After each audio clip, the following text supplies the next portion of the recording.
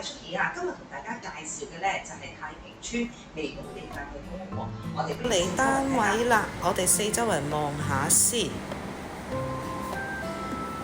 呢個係一個飯廳位置，客廳位。咁業主呢就做咗一個開放式廚房。其實呢個單位都相當唔錯喎。呢個實用面積呢就439尺。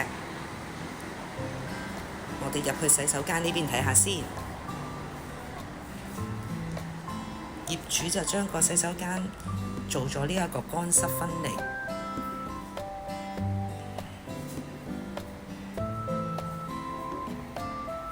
洗手間呢邊都有一排開窗嘅。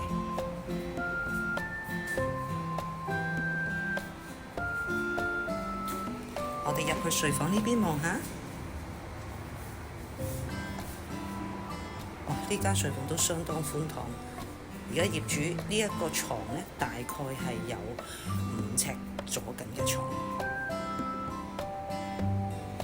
除咗安放到床之外呢，佢呢邊亦都有一個大衣櫃。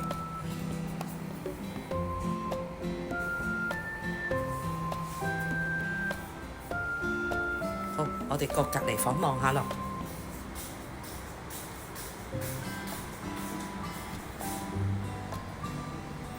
呢個房都相當唔錯喎。